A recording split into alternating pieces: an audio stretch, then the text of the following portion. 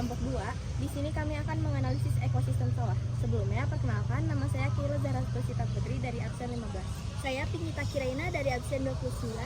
Saya Ayusila dari absen 4. Saya Muhammad Abdul Fatah Al-Ridho dari absen 21. Apa sih ekosistem sawah itu? Ekosistem sawah adalah suatu lingkungan ekologis yang khas dan kompleks, yang melibatkan interaksi antara unsur-unsur biotik dan juga abiotik di dalam suatu area pertanian yang digunakan untuk bercocok tanam padi. Selanjutnya, komponen biotik. Komponen biotik ekosistem sawah mencakup beragam organisme yang berperan dalam rantai makanan dan siklus ekologi. Tumbuhan seperti padi berperan sebagai produsen karena mereka menghasilkan makanan melalui fotosintesis. Serangga, burung, dan katak termasuk dalam konsumen karena mereka memakan tumbuhan atau organisme lain. Keong juga termasuk dalam konsumen, berperan sebagai pemakan detritus atau organisme kecil. Ular dapat berada di level konsumen yang lebih tinggi dalam rantai makanan, memangsa serangga atau hewan kecil lainnya. Interaksi kompleks antara komponen biotik ini memelihara keseimbangan ekosistem sawah. Komponen biotik yang ada di sawah di sini ada padi, ada keong, ada capung, ada ulat, dan katak.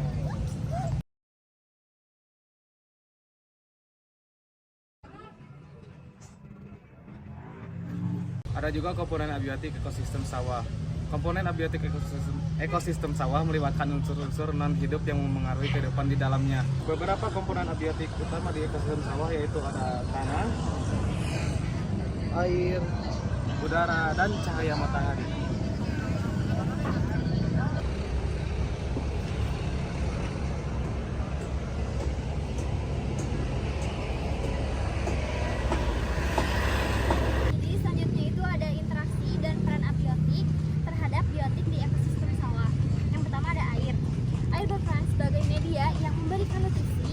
Pada tanaman padi, proses perendaman tanah oleh air di sawah membantu mengangkut unsur hara dan memenuhi kebutuhan tanaman. Yang kedua ada tanah.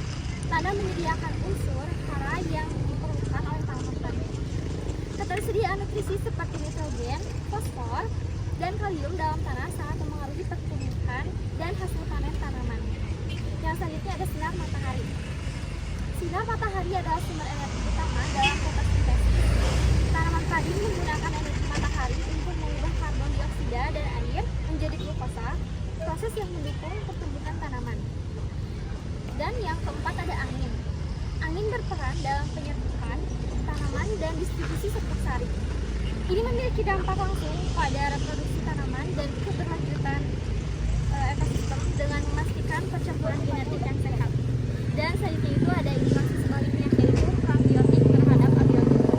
Yang satu itu penguraian bahan organik, yaitu cacing tanah mengonsumsi bahan organik yang terdapat dalam tanah, seperti daun mati dan sisa tanaman. Proses pencernaan mereka menciptakan pupuk alami yang meningkatkan ketersediaan nutrisi dalam tanah. Yang kedua itu ada pembentukan struktur tanah. Aktivitas penggalian cacing menciptakan terowongan dan lorong di tanah. Hal ini membantu meningkatkan struktur tanah, memperbaiki drainase, dan mengurangi risiko erosi tanah. Yang ketiga itu ada aerasi tanah, yaitu terowongan cacing juga berperan dalam meningkatkan sirkulasi udara dalam tanah. Aerasi tanah yang lebih baik mendukung respirasi akar tanaman dan aktivitas mikroorganisme tanah. Yang keempat dan yang terakhir ada pengembalian nutrien ke tanah.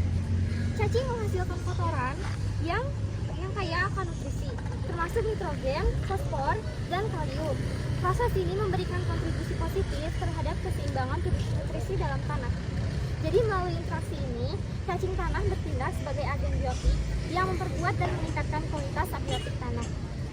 Proses ini juga menciptakan lingkungan tanah yang lebih subur dan mendukung pertumbuhan tanaman padi, menjadikan cacing tanah juga sebagai bagian integral dalam menjaga kesuburan sawah. Jaring-jaring makanan. 1. Padi sebagai produsen. Tanaman padi berperan sebagai produsen utama di ekosistem sawah. Melalui proses fotosintesis, padi mengubah energi matahari menjadi makanan organik dalam bentuk karbohidrat. 2. Burung, tikus, dan katak sebagai konsumen satu. Tumbuhan padi dimakan oleh burung, tikus, dan juga katak. Yang ketiga, ulat dan burung elang sebagai konsumen 2. Burung, tikus, katak sebagai konsumen 1 dimakan oleh ulat, dan elang sebagai konsumen 2.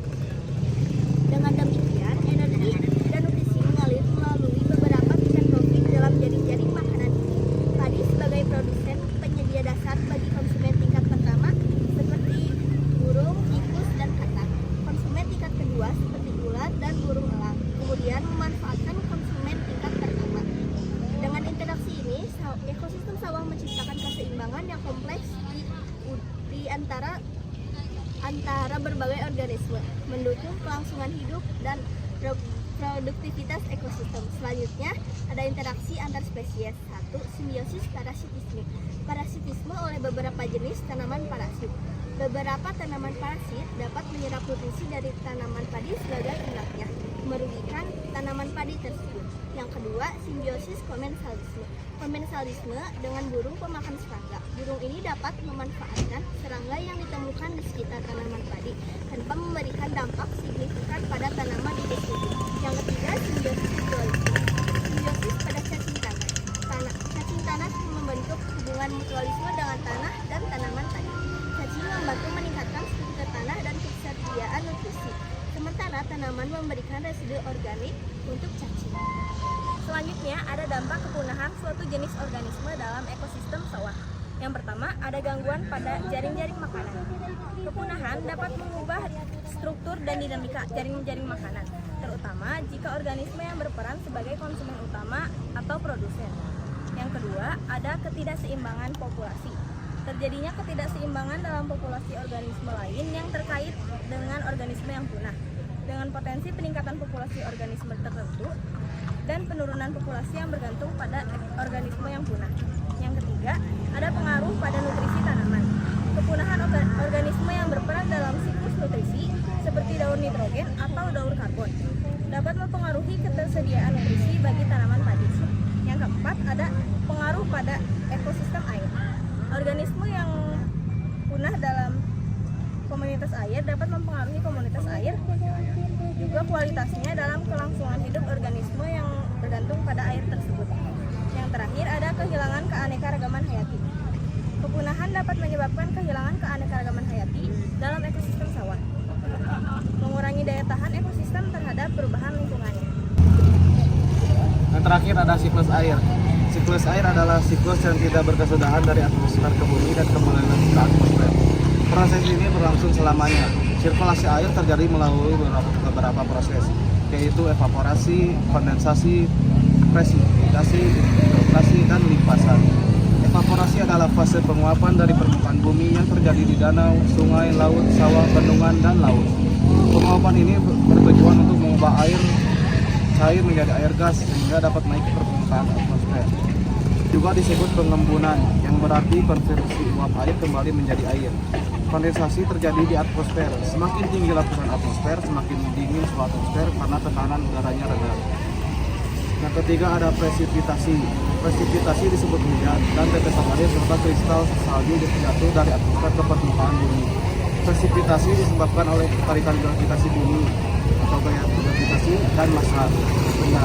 Karena gravitasi bumi yang lemah, awan dapat tetap berada di atmosfer. Yang keempat ada infiltrasi. Infiltrasi adalah proses di mana air hujan meresap ke dalam tanah dan membentuk cadangan air tanah. Infiltrasi dapat disebabkan oleh beberapa faktor, yaitu karena gravitasi bumi, cairan meresap ke dalam bumi. Sifat angin adalah dapat menyerap air pada bahan berongga. Tanah berongga tergantung jenis tanahnya adalah tanah gembur, tanah berpasir, dan tanah liat. Yang terakhir ada limpasan. Limpasan adalah proses di mana air mengalir di atas permukaan bumi. Harus dapat mengalir ke hulu melalui